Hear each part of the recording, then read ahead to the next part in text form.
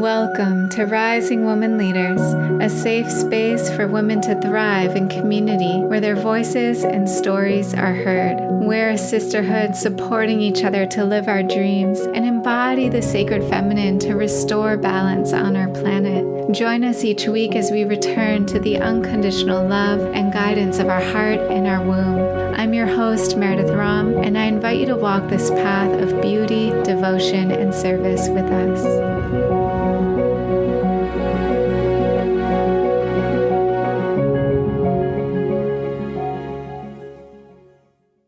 I'm here today with Lorie Ladd, who is an ascension guide and a multidimensional channel. She takes the complexity of ascension and grounds it into simple and easily digestible concepts. She teaches on ascension, multidimensional living, and transitioning into the fifth dimension. Lorie bridges the gap between us and our family of light, providing deeper understanding of our purpose and our path. Welcome, Lorie. Hello, Meredith. So good to be here with you. It feels so good. Yeah, I know. It's been a few years since we've seen each other in person, but I was lucky to meet you at our mutual friends gathering in San Francisco years back. And I think that was maybe before you had fully said yes to like your path and what you're doing now. And I'd love to maybe just start with a little bit of that story of like, where were you in your life at that time, maybe like 5-6 years ago, and then just choosing like your dharma and your purpose to be an ascension guide and what that path kind of looked like, and see where that takes us. Yeah, I remember it was like, I don't know, September, October, November, somewhere around there, 2015, I think. Or was it 16? I can't remember. It was, 15 or 16. One of those years. Yeah, and I had just quit my private equity job that I'd worked at for 15 years as an executive assistant in the city. And I started teaching yoga full time and working on my website and sort of whatever my work was. But at that point, I really didn't know what my work was. It was like, I know I'm supposed to do something. It has to do with ascension, and that's all I knew. So I just started building this website. I started sitting down, meditating, and I started hearing other beings coming through. I started being shown these things in my meditation. I was like, well, this is somewhere else. Where am I? Sort of digesting.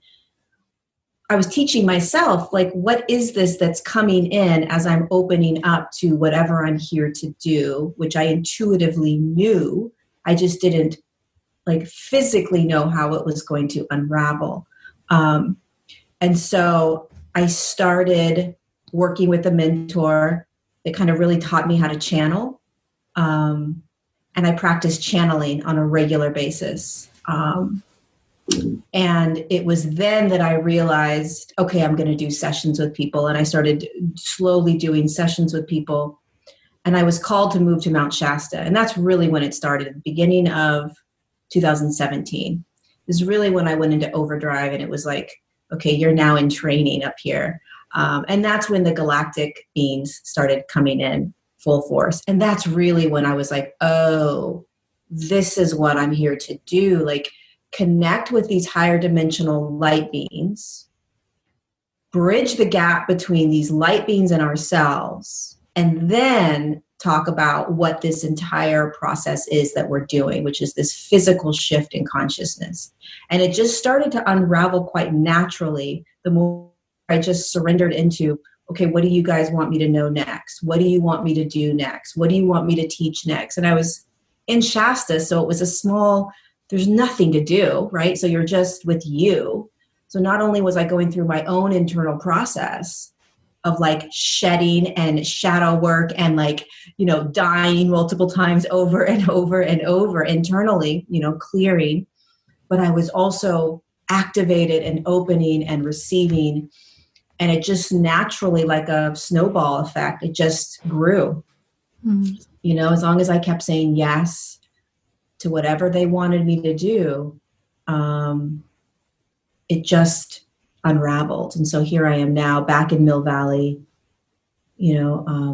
channeling these beings all the time. It's so amazing what they give us, and what they are teaching us and reminding us. And it is such a gift to be able to see that perspective, which I love that perspective, because it doesn't help necessarily when you're in the third dimensional perspective all the time, but it allows you to kind of step out and say, oh yeah, that's right. There is something else larger at hand.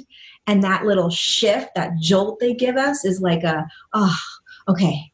And then we get back into that car, right? Third dimensional, human life, and we're journeying. And then they jolt us. Oh, wait, don't forget, right? So I love that ping pong that it allows me to share with everyone and to experience myself. So that's the short version of how it unraveled. Yes. I'm curious, did you feel like it was just this natural ripening in your life of like, okay, now it's time and my gifts are coming online? Or do you think like going to a place like Mount Shasta, which was like a portal spot, really accelerated things? Because I know a lot of people out there who are like opening to their gifts and they're like, when is my time to start like, doing this more? And I'm curious what you think about that. Yeah, it's one of the biggest questions, right? It's like, when am I going to do my work, right? When are my gifts going to turn on? When am I going to do it, right?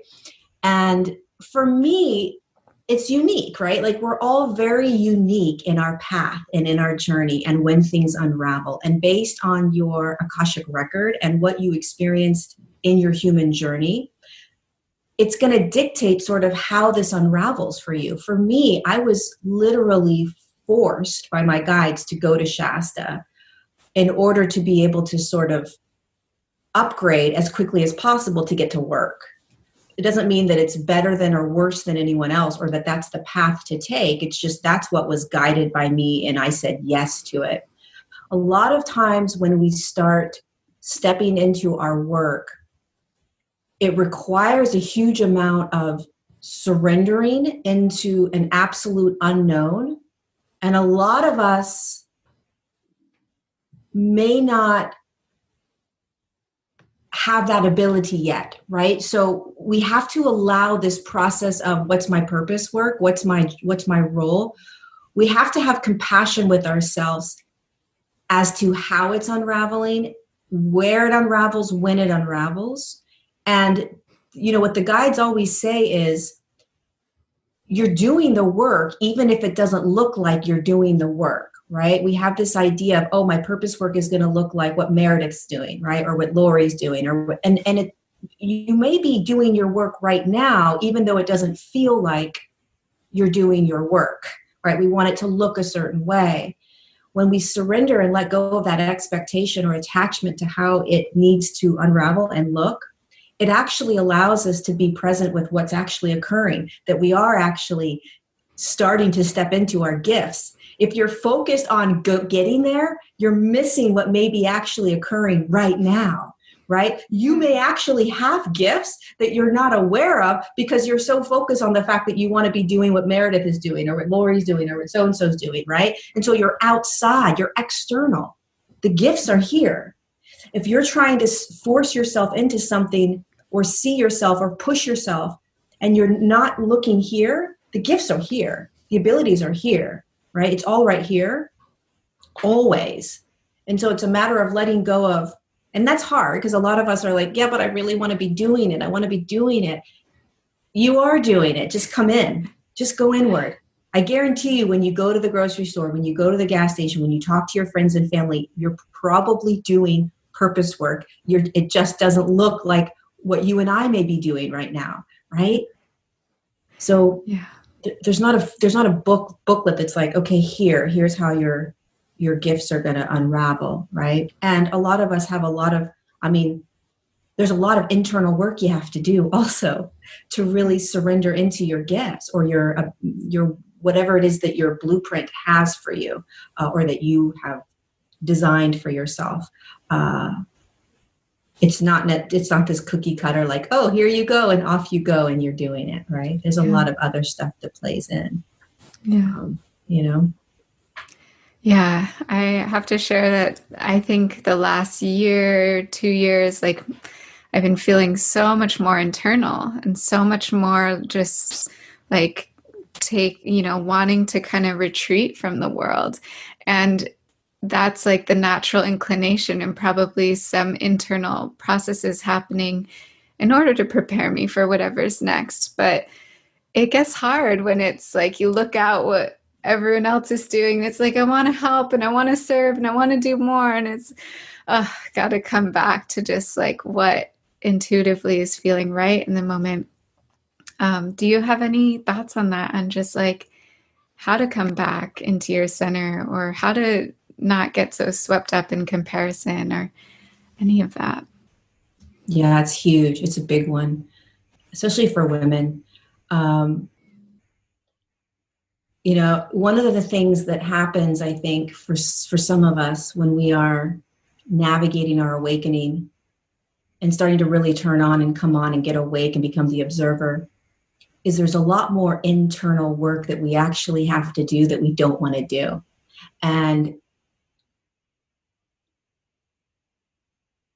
the more you awaken or sort of open the eyes and become the observer, the more you are guided back in. And the more you're guided back in, the more you will be asked most likely to pause a lot more, right? To take moments of silence or not doing anything, because you are learning how to be you. You're learning how to listen to you. You're learning how to receive from you all over again. And we're used to the opposite. We're used to looking out and getting validation out. We're used to getting signs outward, right? Like guidance from external. We're used to everything being external. And what's starting to happen is it's like, oh no, I got to come inward. And then when we start going inward, it gets a lot quieter, right? And then it gets a little bit uncomfortable. Like, well, wait a second. If it's, I'm supposed to be go, go, go, go, go. And it's quite the opposite when you come in, because what you notice is you start moving in a flow state. And when you're in a flow state, you only work when you feel like working, right? You're only producing when you feel like producing, right? Because you're always in that flow state. It's a very different way of being, as opposed to the way we have been programmed, which is all external, all outside of us, not in a flow state, and taking cues from others, taking I have to be productive. I have to make money. I have to create. I have to do all these things. I have to get all these followers. It's a force, the opposite of flow. And when you start to come into flow, at least for myself, it's like, oh, you actually do less and you're making a larger contribution when you do show up, right? It's really interesting when we start shifting how we are, when we start holding these higher frequencies. It's like, oh, wait a second, this is not how it's designed to be. And it's like, oh no, this is how it's designed to be. You're just learning the new way of being that we're all going to start learning and being. But it's a little bit uncomfortable because it's like, it's not the same way that we've done it for so long. You know what I mean? It feels different. And that was, for me, those last 2 years, it was this challenge for me because, especially on social media, it was like, if I didn't show up, there was this like, you got to show up, you got to show up, you got to show up, you got to show up. What is that? That's ego. Oh, hello, ego. Ego's saying you have to show up. You have to show up to get followers. You have to show up to produce. You have to show up to this. You have to show up. That's my ego, right? Not higher self. That's my ego, right? And so I navigated that and battled with that for at least 18 months when I was beginning, right? Of like, wait, this doesn't feel good. Wait, this feels good. Oh, I'm going to force myself. No, I'm going to hold back, right? What I've learned in the last year, what I've really settled into is really beginning to recognize the difference between the ego and the higher self, both beautiful aspects of us, right? But really starting to learn and feel into which one am I moving from. And recognizing that when you come from the higher self, it's so much more ease. There's so much more grace to it because there's nothing you're trying to get out of it.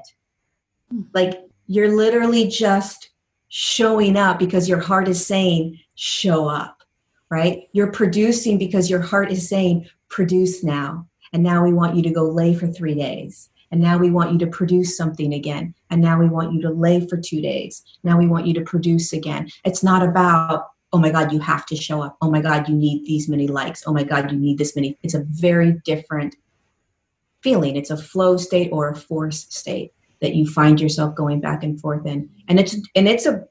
For me, it was a learning process for 18 months, maybe longer, of following that process of ego, higher self, ego, higher self. Neither are bad, neither are good. They just both are. But what intuitively feels energetically better is that higher self flow state, and navigating that. Yeah. Which is, okay, so ego is a force. Ego is a duality. Ego is right, wrong, good, bad. You better show up. If you don't show up, this is going to happen. If you show up, this is going to happen. Oh my God, no one's going to like you. Oh my God, you're not going to get a lot of likes. Oh my God, you better make sure you're writing that correctly. Oh my God, what are people going to think? That's ego, right? Higher self is like, it's that state of, it's like, this is who you are. This is you. This is your voice. This is your vibration. This is your frequency. This is you. Go shine, right? Higher self is like, just go, just show up and then retreat back. Show up, retreat back. It's like this, there's none of that judgment. Yeah. Yeah. It takes the pressure off to just really listen to that and to know that it's the ego is the one that's going to be like putting the pressure on or being that mean voice on the shoulder. And it doesn't have to be like that. Yeah, our guides want it to feel energetically expansive, to be in the sharing. So thank you for that. Mm-hmm. Mm-hmm. Yeah. Yeah. So part of why I wanted to interview you today is to go into kind of deeper around like the beginning of time and just like nice. We're going to go right there. Yeah, we're going to go in. So when I was a little girl, I just like always had this feeling of, what is this? Like, why are we here? What are we doing here? What's going on? What's happening? What is Earth? Like, why? And no one had really answers for that. It was just like this thing that I would hold and didn't really know how to talk to people about. And definitely stepping more into my spiritual paths, things started to make more sense. And 2 years ago, I went to Egypt. And before then, I wasn't as much into or open to the star being, the more galactic type of ideas around, how Earth came to be. But being with those temples and starting to learn a little bit more of the history of like Earth and these ancient civilizations, I just really felt like there's no way what they've been telling us in history and all of that is true. Like these civilizations were made by very highly evolved star beings. And that kind of began a research into, watching ancient aliens and like all different type of esoteric beginning of time. How did we really get here on Earth? What is the human race? What is this human experiment? So I'd love to hear your take on this. Well, I just wrote 100,000-word book all about this. I love that this is where you're going. I had no idea. This is my favorite subject. Nobody really ever asks about this. It's a really long story, but it's also very simple and it's very easy. And it's a resonance, right? So what I share and what I've received, I received from the Galactic Federation of Light. The Galactic Federation of Light is like, you know how you have your own set of guides that are with you since the moment you dropped in. We have many different guides that are with us throughout our lifetime that come and go, but we have a set sort of team that we create before we drop in, and they are always with us, right? Again, other guides come, other guides go, but there's a set. The Galactic Federation of Light is the guides for Earth. Earth, as a form, is a physical body, just like we have a physical body, right? But Earth herself has moved her, she's a higher consciousness that chose to create this experiment and experience that we're in. So Earth, that we call Earth, is actually a higher consciousness inside this physical ball we call the Earth plane. Okay. She chose to have beings are with her as she created this whole experiment, right? Now, we are in a linear time frame way of seeing things. So it's very challenging sometimes to wrap your head around the fact that this is one of however many experiments that may be happening in some other now moment, in some other system somewhere else, right?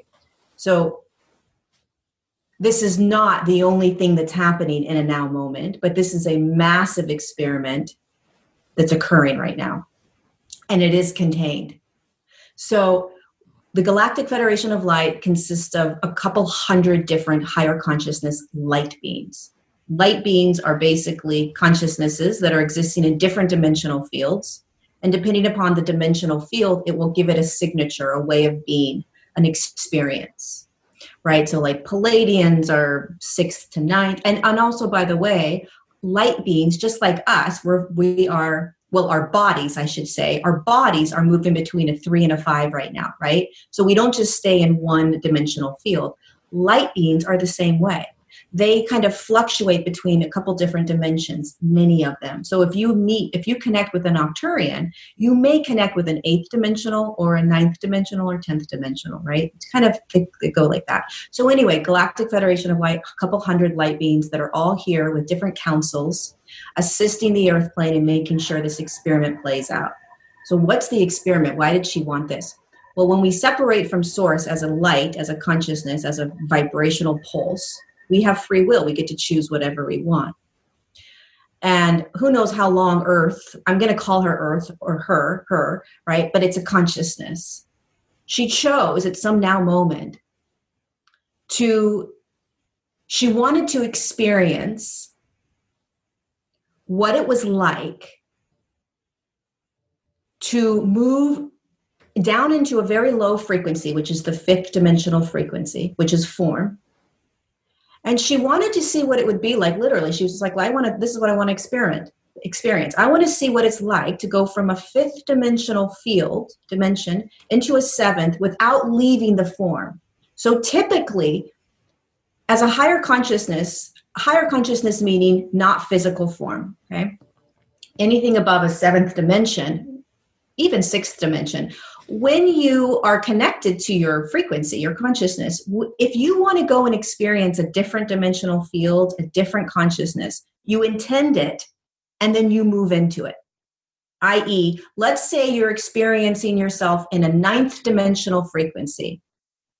And you're like, I'm now done with this. I want to go and experience myself in an 18th dimensional consciousness or an angelic sort of consciousness, right? You just choose it and you're in it. Just like that. That's how it works, right? You intend, boom, you become. So to be able to move into her consciousness down into a form, 5th dimensional form, and then she wanted to be in that form.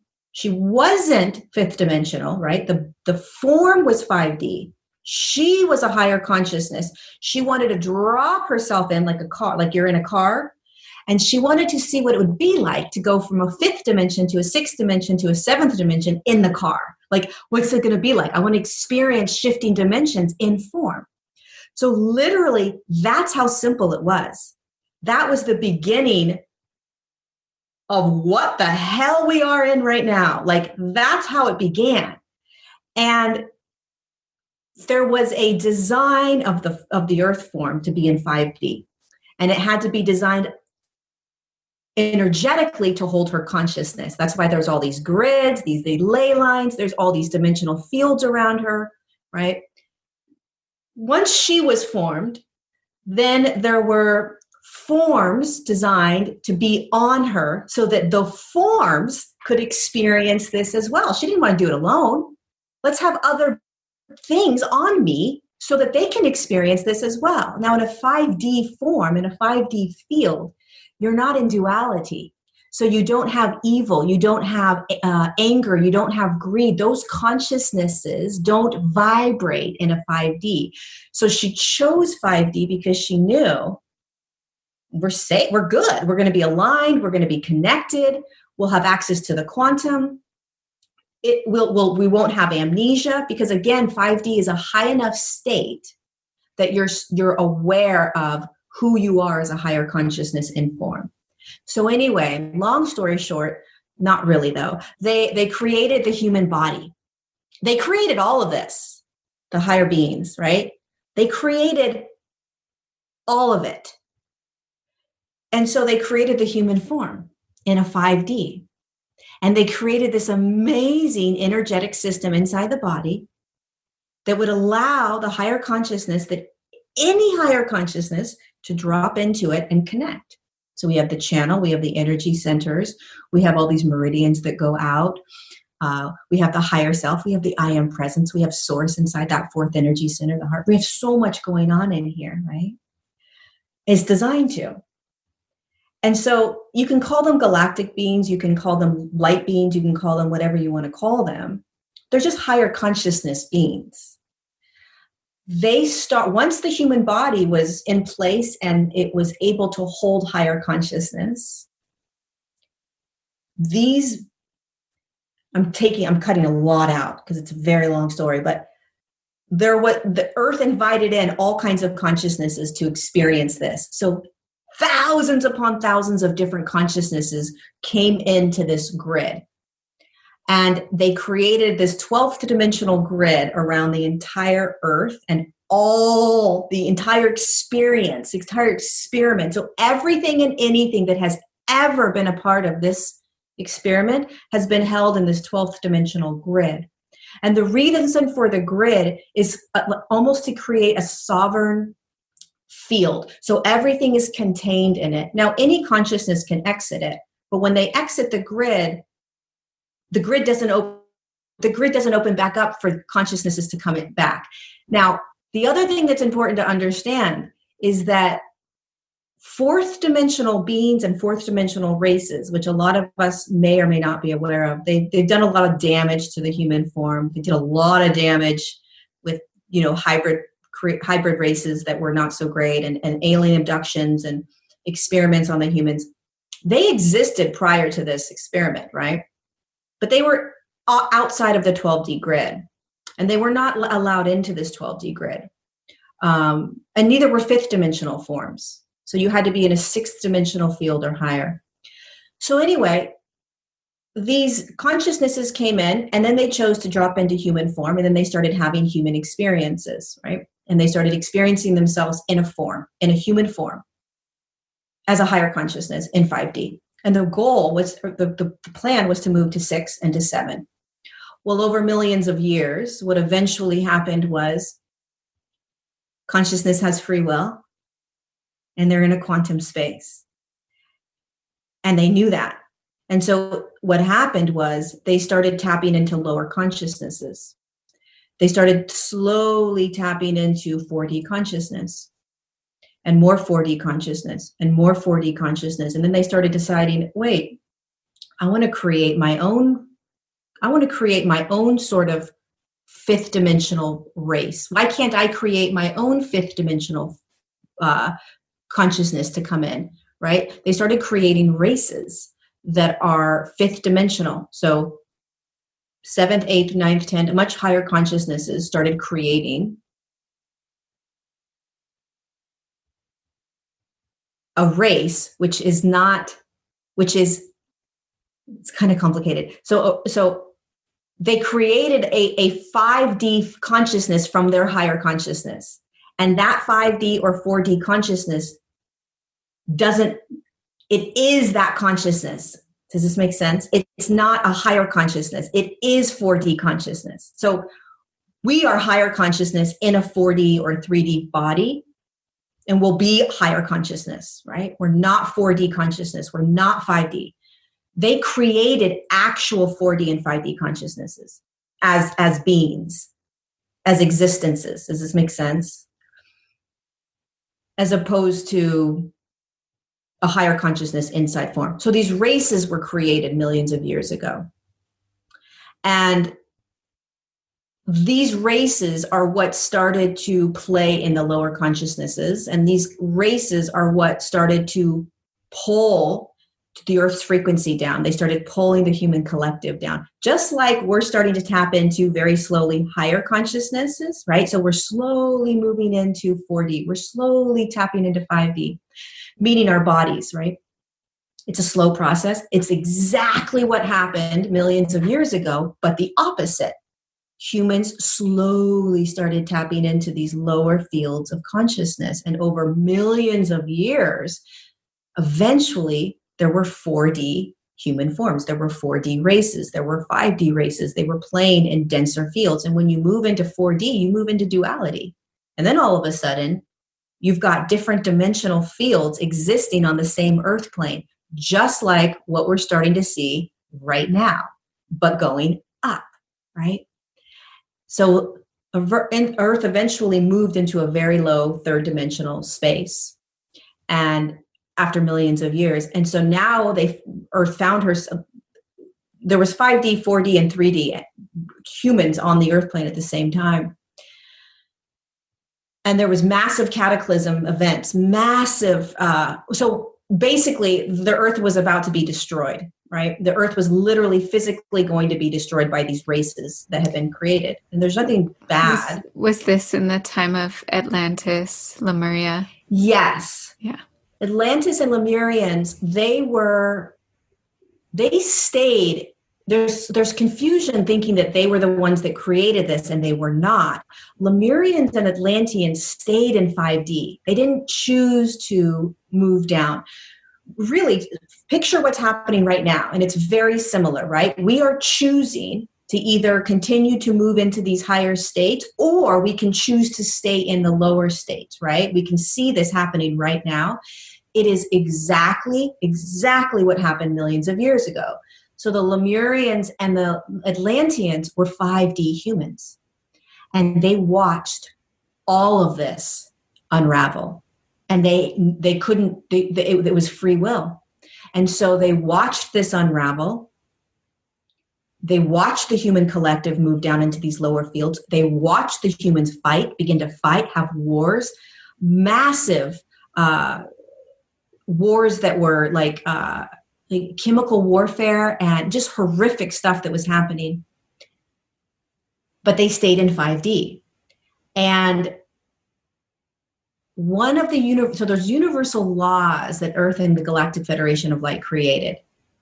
One of the universal laws is that if the Earth is ever going to be physically destroyed, like blown up, physically destroyed, they can come in and interfere. That's one of the only ways they can ever interfere. Otherwise, they let it play out. And around this time, maybe, I don't know, I mean, in terms of linear years, 50,000 years ago, 60,000 years ago, who knows, right? It all happened in a now moment. But after millions of years, these beautiful races were going to destroy the Earth through these wars. And so Earth had to make a decision to either clear out the entire Earth plane and begin again in 3D, or to let this unravel and let the experiment basically end, because her body would be destroyed, right? And the experiment would be over. And so what she chose for the Galactic Federation of Light to come in and clear out the Earth. And millions of human bodies and beings died because of this. The fifth dimensional Lemurians and Atlanteans saw it. They were aware. They were conscious. They knew it was happening. They prepared, right? They took a lot of things inside the Earth plane, right? Inside these portals. There's a lot of trauma if you were on the Earth plane at that time. Because you were a beautiful being experiencing a beautiful experience. and you had to watch it basically be dissolve, like done, right? And it was like, oh my God, this all just went away. And not only did it go away, but it moved into a 3D form. It moved into a third dimension, which anyone knows in that space that that's going to be horrific to move from 3D back up to 5D. That process the Earth and humanity was going to have to go through was heartbreaking for them, right? Super heartbreaking.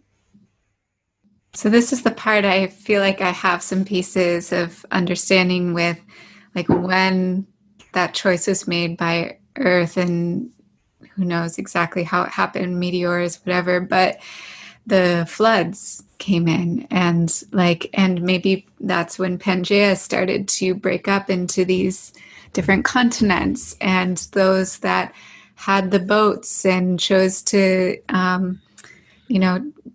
to be saved to start these next civilizations. It was like they broke up from these different high civilizations, and some went to Egypt, and some went to Mexico and the Mayan, and some went to the Aborigines in Australia. And it's like, then those cultures, it's like the essence of the higher consciousness was saved in those ancient cultures. And that's why it's so interesting. So many of them have pyramids, right? In like these different places. And I think I read a book once that the pyramids were to help store some sacred tools, or the Ark of the Covenant, or something that was like the sacred tools that was that connection to source. And okay, you want to take it from there? Yeah, no, it's interesting, your memories, because you obviously had that experience. You obviously were a part of pulling. And I just had a conversation with a Patreon member that was an Atlantean, and she had the same, she was tapping into this memory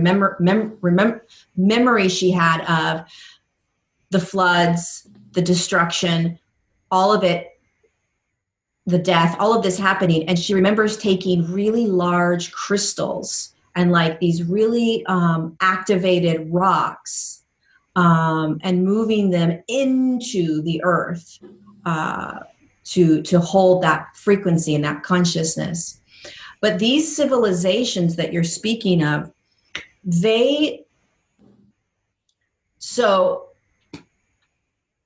from what I've been given, and this is only a little piece of it, and this either resonates or doesn't resonate, right? You can either be like, oh yeah, I believe that, or oh yeah, I don't, right? It's your choice. You get to choose. Thank God. So these civilizations started to appear on top of the Earth plane. So Earth was in a 3D form. So these 5D consciousnesses had to move themselves literally into portals within the Earth until Earth was able to move herself into a frequency where these portals could then come on top of the land, right? So these fifth dimensional Lemurians and Atlanteans chose all kinds of places, just like you said, all over the Earth plane, planted themselves in there and waited basically in that fifth dimensional field until the Earth was holding a high enough frequency to be able to hold their consciousness. And that happened around 5, 6, 7,000 years ago. Earth was able to move herself into a pretty high frequency, and humanity. And it was at that time that these civilizations popped up. But what was also happening at the exact same time is that the galactic or light beings, higher consciousness beings, started to come down onto the physical Earth plane with the third dimensional humans that were holding higher frequencies. So third dimensional humans were starting to hold higher frequencies. The Atlantean and Lemurian sort of activations that they were holding within the Earth started to, like these portals started to open. The third dimensional humans started to get pulled to these portals, and the galactics were finally able to come in because the Earth was holding a high enough frequency, and they were able to physically bring themselves down onto the Earth plane and assist these humans in creating these civilizations. They were created by light beings. They were created literally overnight, like in a now moment. They were created just like they were there and then they weren't there. All of them. It wasn't like a process. Like 7 days later, they were, no. It was like boom, boom. And they were holding zones, or they were places where the third dimensional human would learn.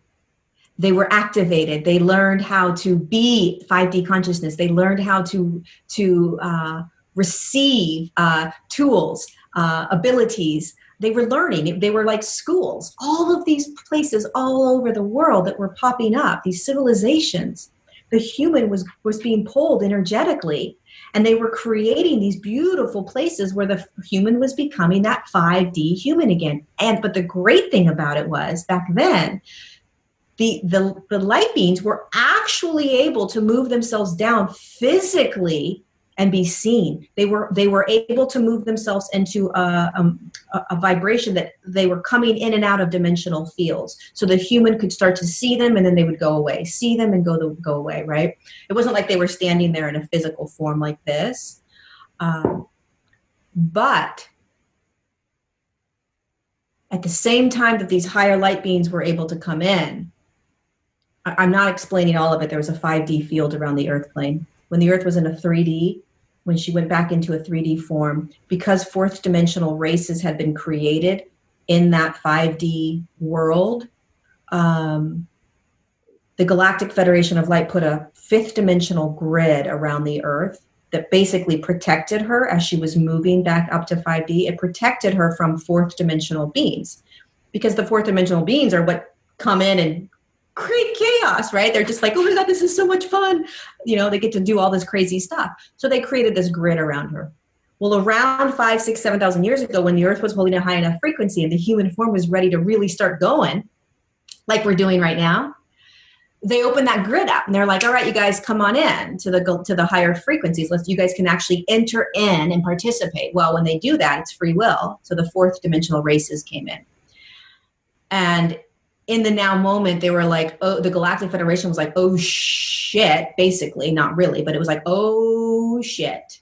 And they couldn't do anything, free will. So here comes these higher dimensional beings creating all of these amazing civilizations, all of these amazing portals on the earth plane, these holding zones, they basically called them. But at the same time, the 40 races came in, which are the ones that like to play with the human body, that like to play with 3D consciousness, that like to experiment, right? And it was literally like an OMG. So what started to happen over a couple hundred years is these light wars, basically these fourth dimensional races and beings started to overtake or destroy these really beautiful civilizations. And the light beings chose to step out while this played out, as opposed to fight. They don't know fight. They don't fight. They don't combat. They don't do that, right? They don't even know what that is. They just see it as free will. And so instead of continuing to create more civilizations only to be destroyed by these 4D races, they said, okay, we're going to exit and let this play out and then come back in. So right now is the now moment where they're coming back in again, right? But for thousands of horrific years, humans had to deal with these 4D races, thousands of years. And these civilizations, these spots, started to die almost or lose their potency. So 10 years ago, you might have gone to Egypt, right, and felt very different energy than you would now. They're starting to really turn on in ways that they haven't turned on in a long time. They really were kind of shut off for quite some time. I mean, you could still feel the energies and the activity that occurred on the land, but in terms of what it was actually holding, it was much more subtle for many years. And now it's starting to turn on again because these races have been pulled off the earth plane.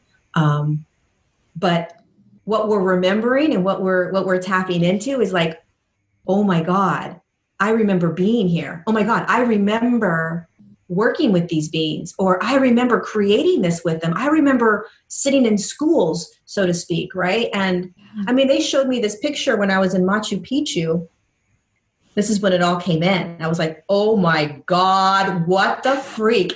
They literally showed me. I had no idea any of this, right? I was sitting in Machu Picchu and they were like, all this stuff, this information came in. They're like, we created this in a now moment. Our light craft would literally come right in front of where you are. And there's this big open grass. Have you been to Machu Picchu? No, but I've seen lots of pictures. There's like this big open grass area, right? And then these like large rock walls. Yeah. And they were like, our light ship would come down.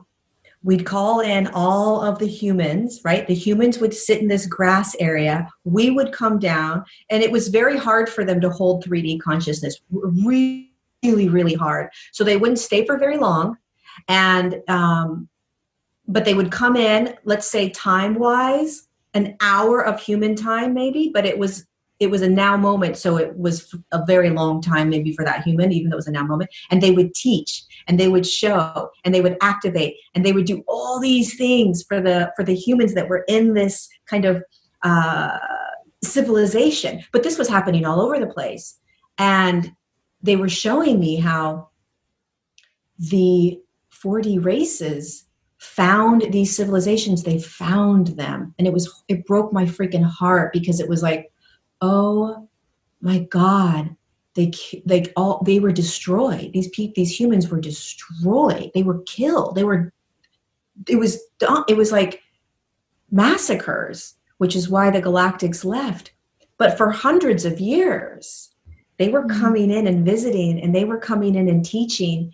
And it's very much like what we're doing now, except that they're very cautious about how they are engaging with us. They are not as physically active as they were 5,000-6,000 years ago, but they are much more active now, and we are remembering our history of all of this, and really what we went through. I mean, you go back to the Atlantean and the Lemurian times, watching everything unravel, watching Earth go into 3D, recognizing what was happening, being a part of it for however many years that you came back in and incarnated. I mean, if you chose, imagine being an Atlantean, 5D field, 5D form, freaking heaven on earth. You watch this beautiful consciousness descend. You exit out and you're kind of back into whatever consciousness you were. And then you're like, I guess I'm going to go back down and help out. Like, I think I'm going to help out. So then you drop into human form at some other now moment to help out, right? And let's say you helped out 5,000 years ago when they were coming in and everything was great and you were building these civilizations, and then all hell broke loose. Right. And then, but you kept coming back in, you kept assisting. It's like, holy cow, like what we've gone through, you can't make it up. I mean, you can't, it's like, what? It's like a movie. And it all started, right? Like I said, Earth just wanted to go from 5 to 7. What's it like being in form? What's it like to shift? And all these other things played out. And people have a hard time wrapping their heads around that. They're like, well, why? Why would she choose this? Why would this happen? Why would we choose 3D? We didn't choose 3D. 3D happened. You chose to jump into body. You chose to jump in and help out. You chose to assist in all of this, right? From a higher consciousness. It's not like 3D is bad. It's not like pain is bad, sadness, depression, anxiety, all of these things we're experiencing. It's not bad. It just is. It's just the dimensional field that we are moving out of. That's it. Right? And it's an uncomfortable one, but you're not saying, oh, I'm going to choose to go experience all these horrific things. It's bigger than that. It's not about what you're choosing. It's just the dimensional field. It's almost like you're going to a grocery store. You're not like, well, why is the grocery store in a line like this? And why are the soups up here? And why it just is. It just is, right? Third dimension is just like that. It's just third dimension. And the more you can see third dimension as just third dimension and not making it right, wrong, good, bad, the more you're able to surrender into your human journey. Like, I'm not doing anything wrong. I'm just in third dimension. Like, I'm a rock star. I'm nailing this. in all of my everything, right? Especially if you think back to everything we've gone through, right? And like the memories start popping up. You're like, oh my God, what the freak? It's Yes. crazy. Yes. It's crazy. So we're in a moment where a lot of people are waking up to these ideas, the feeling that they came from somewhere else. And it can be a lot to look around at the world and to see the pain and to see the injustices and to see like politics and everything crumbling and falling apart. And um, sometimes I feel that feeling of like, wait, like I just want to go home. Like, why, what, do we have to go through this? And I also have the full awareness of like, yeah, I chose to be here and I'm here to be of service and to help. And how do we navigate that? Just like yes, we're here and we want to help, and like it's a lot.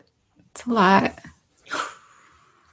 It's a lot. It is a lot. I hear you.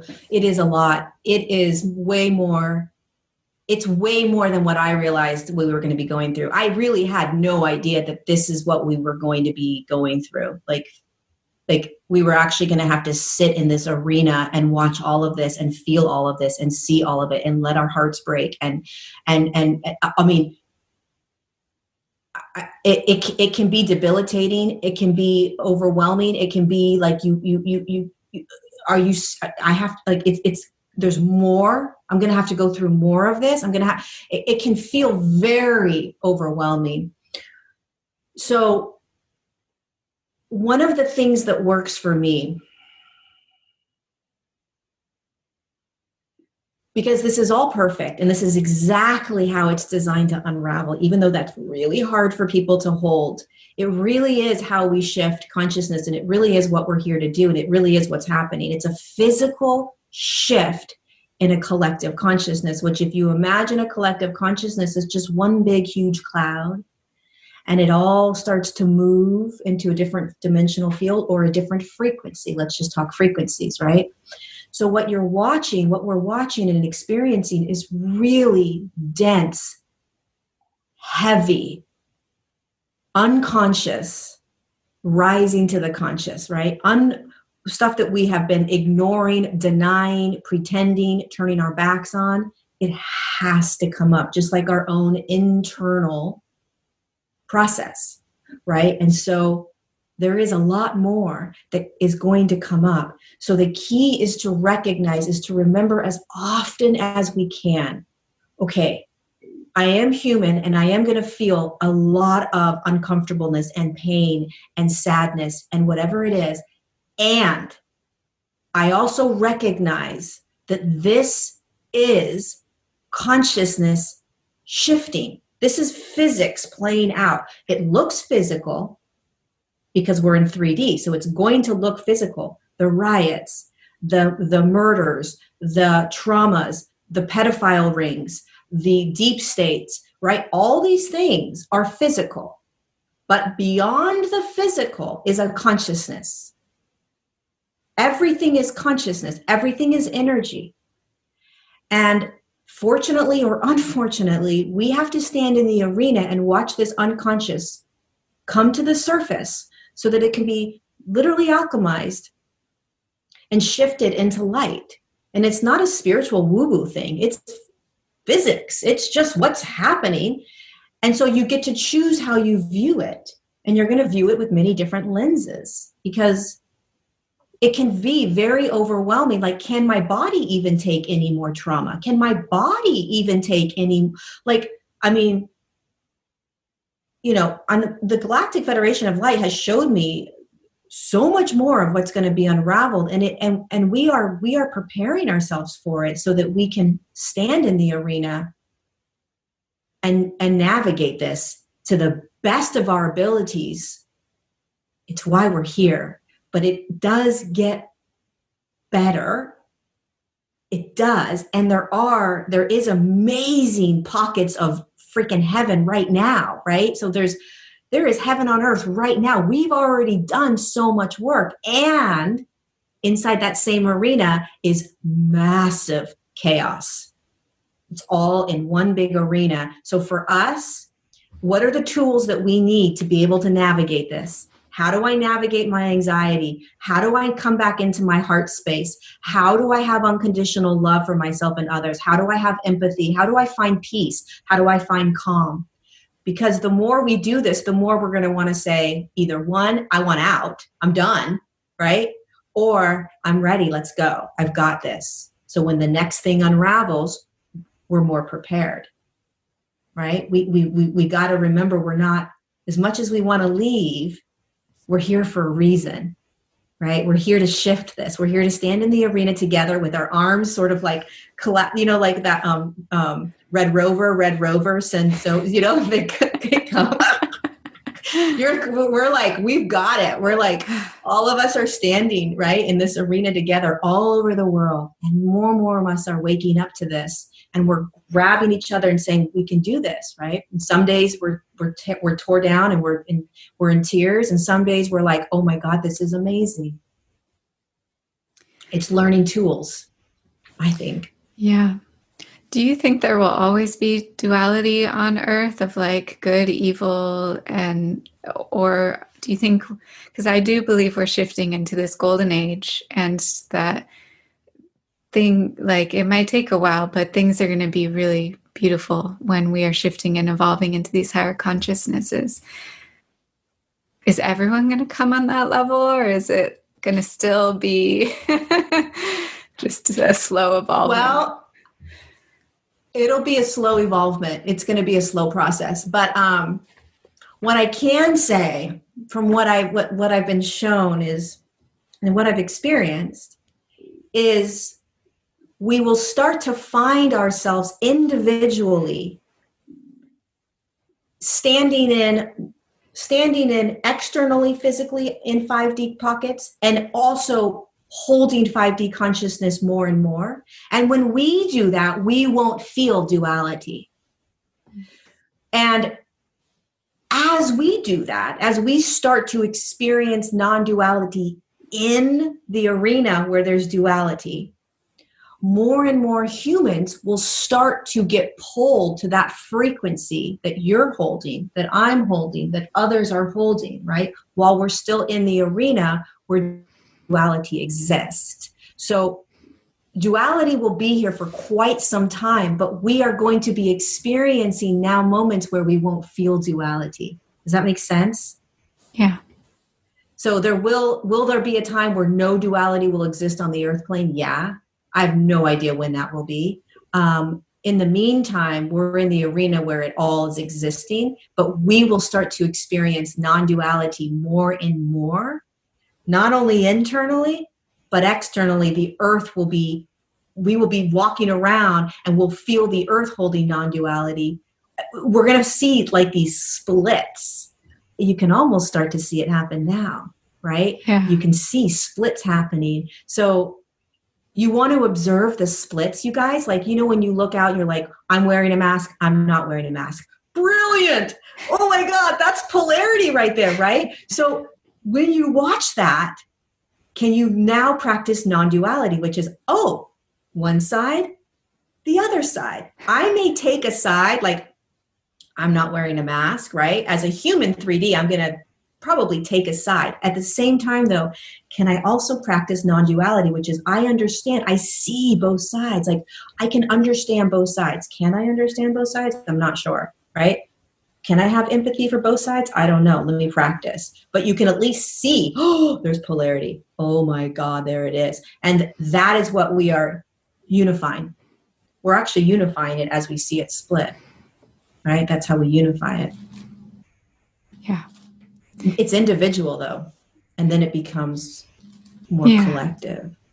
And I am noticing how much more quickly we're able to choose something to focus on as a collective, and then like all gather and take action on it. Like there's that evolution of consciousness of like, okay, we're all deciding this thing is important now. Let's change it.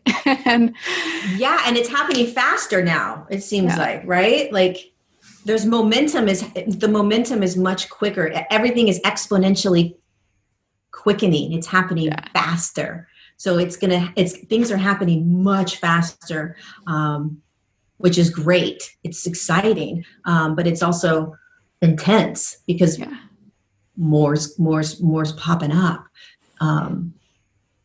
So it's really important to sort of really be the observer as you're in it. You're in it and you're the observer, right? Because we're not ignoring it. We're not pretending it's not happening. We're not walking away from it, right?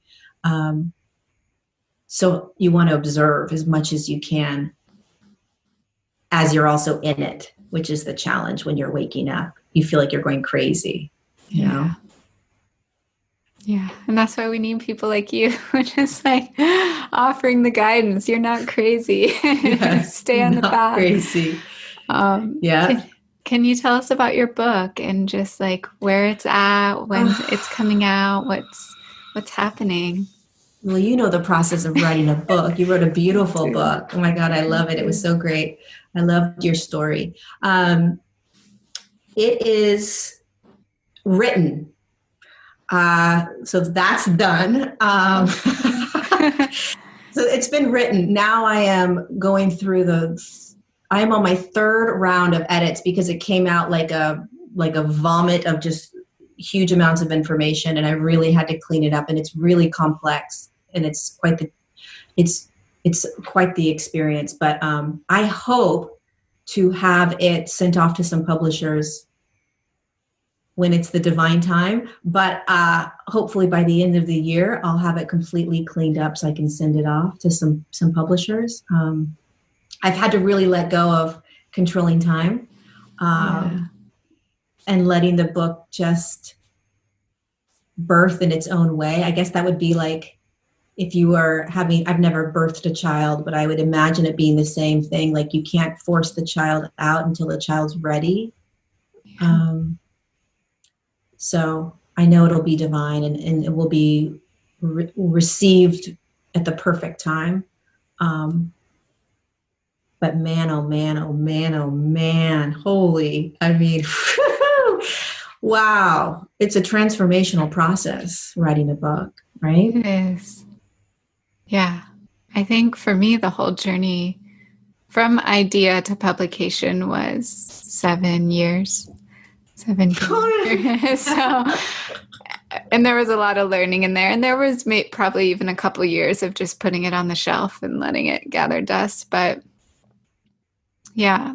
And then once I fully committed and decided, it was maybe 2 or 3 years. Like it just came. Yeah. Yeah. Yeah, it's a big journey. And so the theme of the book is about this kind of like alternative history. Yeah, I mean, it's basically, the book came to me when I was sitting in Machu Picchu. I was driving on the bus that takes you up. And all of a sudden, this massive download comes, and they were like, this is going to be your book. And I'm like, oh my God, what are you talking about? And then they started showing me in Machu Picchu a piece of the history of Earth, which I talked a little bit about. And I came home and I started to write the outline, and then it just started to come. So it's basically how this whole experiment started, how they created DNA, how they created the body, how they created Earth, how we fell from grace down into 3D, how races were born and created, what the hybridization program was all about, how did they create hybrid races, how did they do abductions. There's a whole massive chapter too on abductions and what happened during that time frame, how they took these races off the Earth plane. I mean, there's so much in this book. It could probably be 3 books, really. Wow.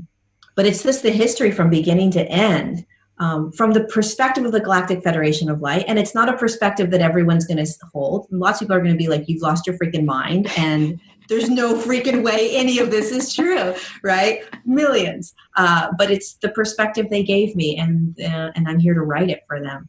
So I'm excited for it to get out when it gets out. who knows? But I love that you asked about it. This might like, it's my like Yeah, everything. it feels relevant and it feels helpful for me just having context and understanding of where we've been and where we're going to greater understand this 3D to 5D higher consciousness ascension process we're in right now. Yeah. Yeah, it does help because then you have a little bit of a bigger perspective of like, oh, okay, so all right, this kind of makes sense now. Like, I'm not a screw up, but like this is all okay. Like, oh, this Yeah. is just, I'm just doing my thing that I'm supposed to be doing. Um, every once in a while to get that sort of perspective kick in the ass, like, oh, okay, thank you, that helps, right? And then we dive back down into being in it all, and then we get that perspective again. It really helps. Like, it just helps. Yes.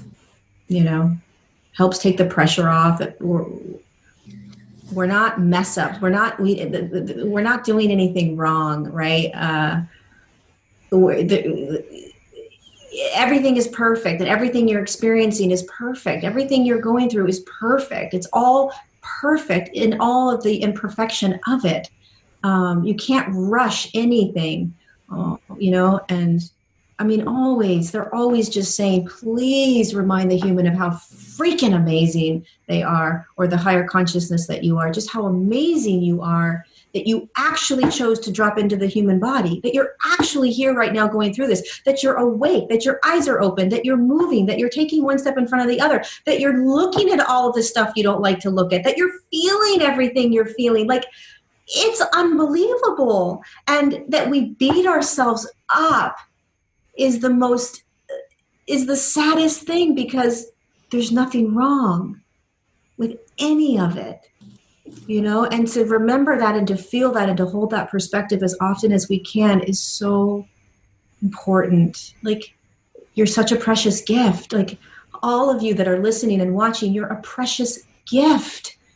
Like, and to be beating yourself up over any aspect of your human journey,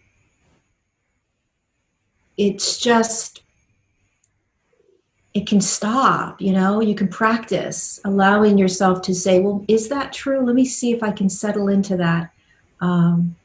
Because you dropped in, you came in, you courageously were like, I'm going to go in for the most heroic aspect of this entire shift, which is the physical shift.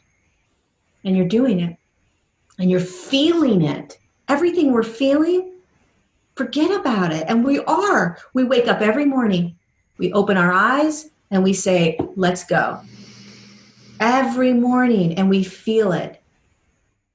Stop beating ourselves up. Stop beating yourself up. Stop saying those things that you say. Start learning to look at you and honor you and love you and say, keep going, you rock star of a freaking high consciousness and human body. Whatever you're doing, even in addictions, even in behaviors where you're like, why am I still doing this? You're just in the human body experiencing the third dimensional human journey that you had. None of it's your fault. You're doing the best you can. Wrap your arms around yourself, even in those addictions. Wrap yourself around your arms around yourself, even in those behaviors you don't like. Wrap your arms around yourself when you are laying in bed and you can't get out. Can you wrap your arms around yourself? Can you love yourself in those moments? I swear, there's so many times, Meredith, where I wish I could just bring the bean down and say, no, you tell them, like, you give it to them. Like, I want them to feel it from you. Because it just it's such a beautiful reminder. It's not about bypassing, right? It's not about stepping out of the human and saying, I don't want to be in this experience. I don't want to be 3D. It's quite the opposite. It's like, oh, I get to hold all of these higher perspectives, the galactic beings, the angelic beings, all these different realms, and I get to stand in my human body and have all the other emotions around it. Yes. Yeah. Thank you for that. It's really needed at this time. Good reminder we all need. Yeah. And I want to encourage just anyone that's listening to you for the first time on the podcast or finding on YouTube, just to dive into your content. You're sharing videos very often of really uplifting and supportive content for these times. And is there anything else you want to share around just like what you're excited about or how people can find you or what's coming up, anything at all? No, I just, I try to show up almost every day to give a message from the higher realms just to assist us, and I do it on Instagram and Facebook. YouTube, I try to show up on YouTube as often as I can with messages. Every month I do a journey with some of these light beings, and the journeys are out of this world because I bring beings into your space and we connect with them. And, again, it's not that we're bypassing the human experience. It's that we're integrating, we're opening, we're expanding and remembering that we're so much more. You can find me on those places and, just be gentle with yourselves. Just be so gentle and compassionate. We're doing it. That's why you're here. You're here to do this. And you get to have all your human emotions around it. You get to have all your human aspects and all your human beingness around it. But you're so much more. And there's so much more happening, beyond that third dimensional lens. Look past the third dimensional lens, right? Look past all the stuff that's coming up. Look past it and see that other piece. Oh, got it. Look past, right? Go past it. Yes. Well, I think I'll just close there and take a moment for us to just feel into our bodies and our breath with just gratitude for everything that came through. So if you'd like to just close your eyes and take it in, and anyone listening wants to just let it permeate into their cells, and just this message of gentleness, compassion, how much we are doing, how much we tend to beat ourselves up, and just to let that go. So just with so much gratitude for all the wisdom you shared with us today, Lorie, and to everyone listening, showing up and being here and doing this great work. I bow. Namaste and thank you. Thank you.